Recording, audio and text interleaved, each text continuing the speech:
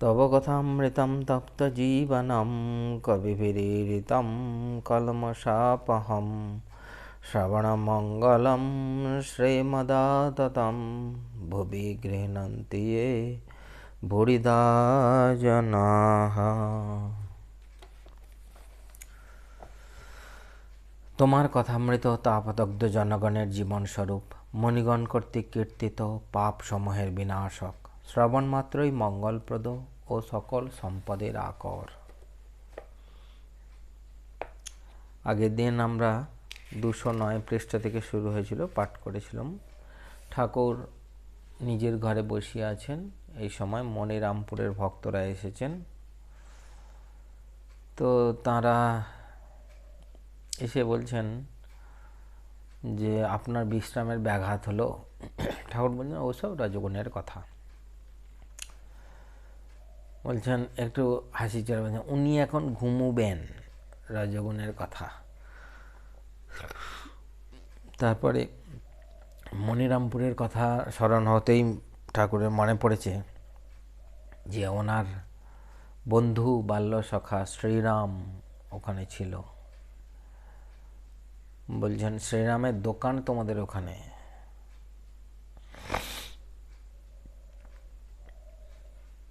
তা মনিরামপুরের ভক্তরা তখন বলছেন কীরূপে ভগবানকে পাওয়া যায়, একটু দয়া করে আমাদের বলুন। ঠাকুর এবার শুরু করছেন যে একটু সাধন ভজন করতে হয়। দুধে মাখন আছে শুধু বললেই হয় না, দুধকে দই পেতে মন্থন করে মাখন তুলতে হয়। তবে মাঝে মাঝে একটু নির্জন চাই। দিন কতক নির্জনে থেকে ভক্তি লাভ করে তবে যেখানে থাকো। জুতো পায়ে দিয়ে কাঁটা বনেও অনায়াসে যাওয়া যায়। মানে এটা কি না, ভক্তি বৈরাগ্য লাভ করার পরে তুমি সংসারেতে থাকলেও দোষ নাই। কিন্তু ঠাকুর বেশিরভাগই বলেছেন ভগবান লাভ করার পরে সংসারে থাকলে দোষ নাই।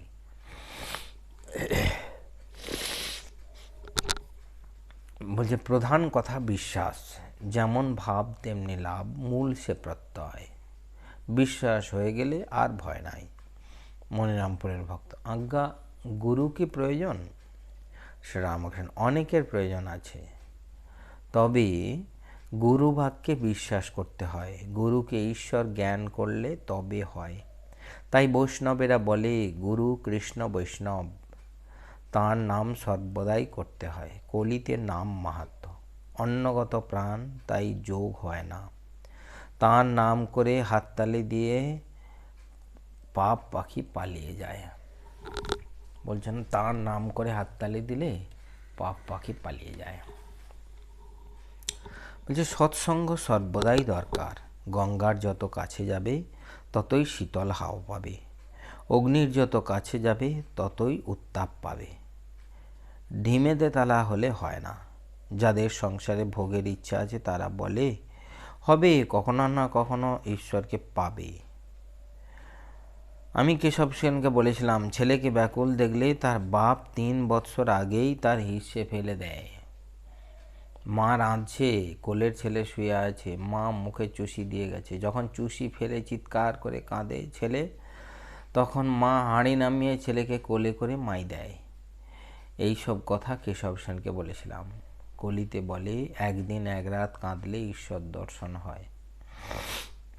মনে অভিমান করবে আর বলবে তুমি আমাকে সৃষ্টি করেছ, দেখা দিতে হবে। সংসারেই থাকো আর যেখানেই থাকো, ঈশ্বর মনটি দেখেন। বিষয় আসক্ত মন যেমন ভিজে দেশলাই, যত ঘষও জ্বলে না। একলব্য মাটির দ্রোণ অর্থাৎ নিজের গুরুর মূর্তি সামনে রেখে বাণ শিক্ষা করেছিল। এগিয়ে পড়ো, কত কথা বলছেন, এগিয়ে পড়ো। কাঠুরে এগিয়ে গিয়ে বলেছিল, এগিয়ে গিয়ে দেখেছিল চন্দন কাঠ, রূপর খনি, সোনার খনি। আরও এগিয়ে গিয়ে দেখলে হিরে মানিক। বলছে যারা অজ্ঞান তারা যেন মাটির দেওয়ালের ঘরের ভিতর রয়েছে, ভিতরে তেমন আলো নাই, আবার বাহিরে কোনো জিনিস দেখতে পাচ্ছে না। জ্ঞান লাভ করে যে সংসারে থাকে সে যেন কাঁচের ঘরের ভিতর আছে, বাইরেটাও দেখতে পাচ্ছে আর ভিতরেও আলো আছে, ভিতরের জিনিসও সব দেখতে পাচ্ছে। তারপরে আবার বলছেন এক বই দুই নাই, সেই পরব্রহ্ম আমি যতক্ষণ রেখে দেন ততক্ষণ দেখান যে আদ্যাশক্তিরূপে সৃষ্টি স্থিতি প্রলয় করছেন। যিনি ব্রহ্ম তিনিই আদ্যাশক্তি। তারপরে একটা গল্প বলেছেন, তারপরে বলছেন অভেদ।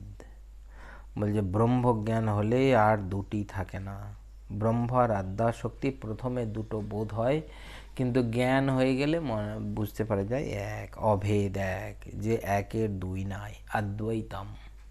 এটা আমরা কালকে পড়েছি। আজকে আমরা 211 পৃষ্ঠায় পড়ব, 10ম পরিচ্ছেদ, বেলঘরের ভক্ত সঙ্গে। বেলঘর হইতে গোবিন্দ মুখোপাধ্যায় প্রমুখ ভক্তেরা আসিয়াছেন। ঠাকুর যেদিন তাহার বাড়িতে শোভাগমন করিয়াছিলেন, সেই দিন গায়কের জাগো জাগো জননী এই গান শুনিয়া সমাধিস্থ হইয়াছিলেন। গোবিন্দ সেই গায়কটিকেও আনিয়াছেন। ঠাকুর গায়ককে দেখিয়া আনন্দিত হইয়াছেন আর বলিতেছেন, তুমি কিছু গান করো। গায়ক গাহিতেছেন, দোষ কারু নয় গো মা, আমি সখাত সলিলে ডুবে মরি শ্যামা। প্রথম গান হলো। দ্বিতীয় গান, ছুস না রে সমন আমার জাত গিয়েছে, যদি বলিস ওরে সমন জাত গেল কিসে, কেলে সর্বনাশী আমায় সন্ন্যাসী করেছে। তারপর 3 নম্বর গান আছে, জাগো জাগো জননী মূলাধারে নিদ্রাগত, কতদিন গত হলো কুলকুণ্ডলিনী, স্বকার্য সাধনে চলমা শিরমধ্যে, পরম শিব যথা সহস্র দল পদ্মে, করি ষড়চক্র ভেদ ঘুচাও মনের খেদ, চৈতন্য রূপিণী। শ্রীরামকৃষ্ণ। এই গানে ষড়চক্র ভেদের কথা আছে। ঈশ্বর বাইরেও আছেন, অন্তরেও আছেন। তিনি ভিতরে থেকে মনের নানা অবস্থা করছেন। ষড়চক্র ভেদ হলে মায়ার রাজ্য ছাড়িয়ে জীবাত্মা পরমাত্মার সঙ্গে এক হয়ে যায়। এরই নাম ঈশ্বর দর্শন।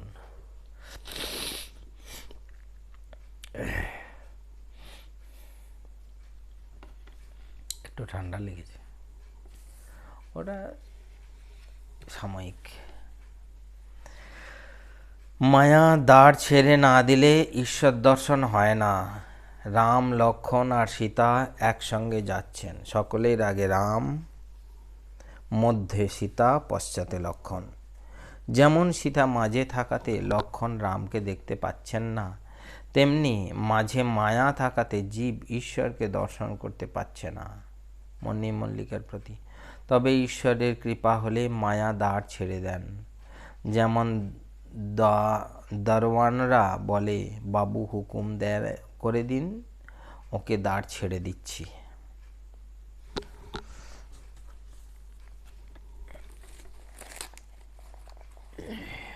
এখানে একটা বলছেন, ওকে দ্বার ছেড়ে দিচ্ছি, বাবু হুকুম করে দিন, ওকে দ্বার ছেড়ে দিচ্ছি বলে একটা ফুটনোট আছে। নারদে বলছে, মামে ব ইয়ে প্রপদ্যন্তে মায়া মেতাং তরন্তিতে। এই পুরো শ্লোকটা হচ্ছে, দৈবী হেষা গুণময়ী মম মায়া দুরত্যয়া, মামে ব ইয়ে প্রপদ্যন্তে মায়া মেতাং তরন্তিতে। বলছেন, কারণ আমার এই ত্রিগুণাত্মিকা অঘটন ঘটন পটীয়সী মায়া, আমার মায়া কথন দ্বারা সাংখ্যোক্ত স্বতন্ত্র প্রভৃতি নিষিদ্ধ হইয়া আছে।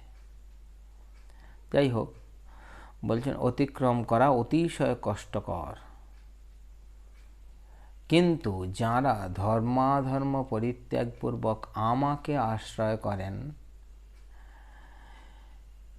এবং অন্য প্রকার সাধনের উপর নির্ভর করেন না, তাহারাই কেবল আমার এই দুস্তর মায়া উত্তীর্ণ হইতে পারেন, অর্থাৎ সংসার বন্ধন হইতে মুক্ত হন। বলছে বেদান্ত মত আর পুরাণ মত। বেদান্ত মতে বলে এই সংসার ধোকার টাটি, অর্থাৎ জগৎ সব ভুল স্বপ্নবৎ। কিন্তু পুরাণ মত বা ভক্তিশাস্ত্র বলে যে ঈশ্বরই চতুর্বিংশতি তত্ত্ব হয়ে রয়েছেন, তাঁকে অন্তরে বাহিরে পূজা করো। যতক্ষণ আমি বোধ তিনি রেখেছেন, ততক্ষণ সবই আছে, আর স্বপ্নবৎ বলবার জো নাই। নিচে আগুন জ্বালা আছে, তাই হাঁড়ির ভিতর ডাল, ভাত, আলু, পটল সব টকবক করছে, লাফাচ্ছে, আর যেন বলছে, আমি আছি, আমি লাফাচ্ছি। শরীরটা যেন হাঁড়ি, মন বুদ্ধি জল, ইন্দ্রিয়ের বিষয়গুলি যেন ডাল, ভাত, আলু, পটল। অহং যেন আমাদের অভিমান, আমি টকবক করছি, আর সচ্চিদানন্দ অগ্নি। তাই ভক্তিশাস্ত্রে এই সংসারকেই মজার কুঠি বলেছে। রামপ্রসাদের গানে আছে, এই সংসার ধোঁকার টাটি। তারই একজন জবাব দিয়েছিলেন, এই সংসার মজার কুটি। কালীর ভক্ত, জীবনমুক্ত, নিত্যানন্দময় ভক্ত দেখে, যিনি ঈশ্বর তিনিই মায়া হয়েছেন, তিনিই জীব জগৎ হয়েছেন। ঈশ্বর মায়া জীব জগৎ এক দেখে। কোনো কোনো ভক্ত সমস্ত মায়াময় দেখে, রামই সব হয়ে রয়েছেন। কেউ রাধা কৃষ্ণময় দেখে, কৃষ্ণই এই চতুর্বিংশতি তত্ত্ব হয়ে রয়েছেন। সবুজ চশমা পড়লে যেমন সব সবুজ দেখে।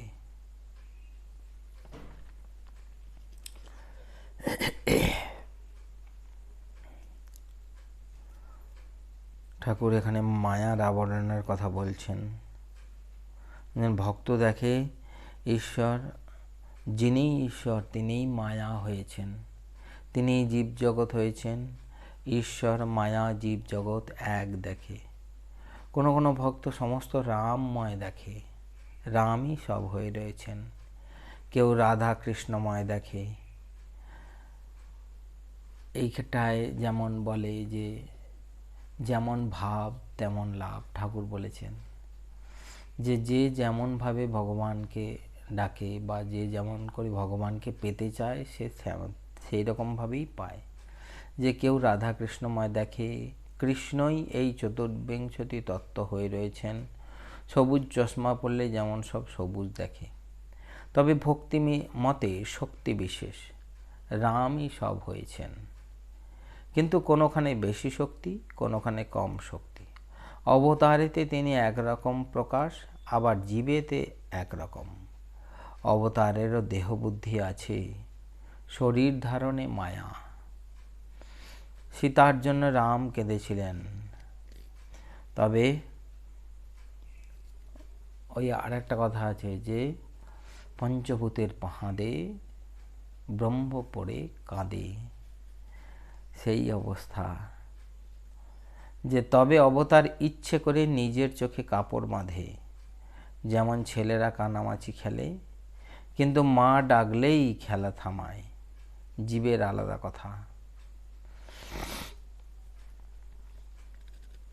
কিন্তু এখানে ঠাকুর বলছেন মা ডাকলেই খেলা থামায়, কিন্তু আবার বলছেন যখন ভগবান ওই বরাহ রূপ ধারণ করেছিলেন আর খুব আনন্দে ছিলেন বাচ্চাদিকে নিয়ে, নোংরার মধ্যে বাচ্চাদিকে নিয়ে খুব আনন্দে আছেন, মাই দিচ্ছেন। আর তখন দেবতাদের মধ্যে একটা সভা হচ্ছে যে তিনি কিছুতেই ফিরতে চাইছেন না কেন, ওই তিনি যে বরাহ অবতার হয়ে গেছেন তারপর ফিরতে চাইছেন না। তখন শিব গিয়ে তাঁর ত্রিশূল দিয়ে তাঁর শরীরটাকে ধ্বংস করে দিতেই তিনি হাসতে হাসতে চলে এলেন। এই গল্পটার মধ্যে সেটা যে কিন্তু মা ডাকলেই খেলা থামায় জীবের, কিন্তু জীবের হচ্ছে আলাদা কথা। যে কাপড় চোখে বাঁধা, সেই কাপড়ের পিঠে 8টা স্ক্রুপ দিয়ে বাঁধা। অষ্টপাশ, জীবের অষ্টপাশ আছে। বলছে কি কি না, লজ্জা, ঘৃণা, ভয়, জাতি, কুল, শীল, শোক, জুগুপ্সা। জুগুপ্সা মানে নিন্দা। ওই অষ্টপাশ গুরু না খুলে দিলে হয় না। এখানেই ভগবানের সঙ্গে জীবের তফাৎ।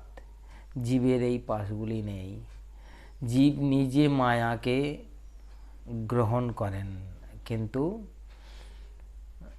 না, ভগবান মায়াকে গ্রহণ করেন, কিন্তু জীব এই মায়াতে বদ্ধ হয়ে থাকেন।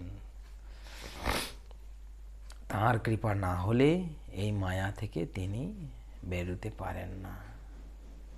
এই হচ্ছে জীব আর ভগবানের মধ্যে বা অবতারাদের মধ্যে এই তফাৎ।